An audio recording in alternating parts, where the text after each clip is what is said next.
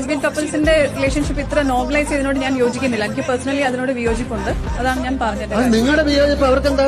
അവര് ജോലി ചെയ്ത് ജീവിക്കുന്നവരല്ലേ? നിങ്ങളുടെ ചെലവ് ജീവിക്കുന്ന ആളാണ്. അല്ലല്ല, ഞാൻ എന്റെ ഞാൻ എന്റെ വീട്ടിൽ കയറ്റുമല്ലോ അവര് മറ്റേ എന്റെ വീട്ടിൽ വന്നു. നിങ്ങളുടെ വീട്ടിൽ കയറ്റില്ല? നിങ്ങളുടെ വീട്ടിൽ കയറ്റില്ല? അക്ബറിന്റെ വീട്ടിൽ നിങ്ങളുടെ വീട്ടിൽ കയറ്റോ? ഇല്ല.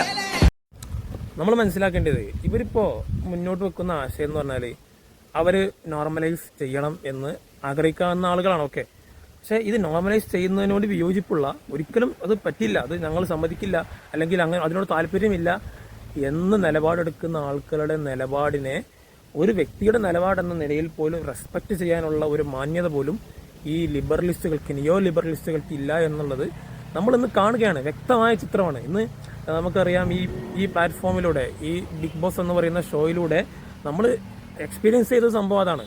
ലിബറലിസം മുന്നോട്ട് വെക്കുന്ന ഒരു ആശയം നമുക്കറിയാലോ. വ്യക്തികൾക്ക് സ്വന്തമായിട്ട് അഭിപ്രായം പറയാം, മറ്റുള്ളവരെ ബുദ്ധിമുട്ടിക്കാതെ എന്തഭിപ്രായവും ഏത് കാര്യവും ചെയ്യാം എന്നുള്ള ലിബറലിസം മുന്നോട്ട് വെക്കുന്നത്. നമ്മളിപ്പോൾ കാണുന്ന ഈ നിയോ ലിബറലിസ്റ്റുകളുടെ ഒരു നിലപാട് നോക്ക്.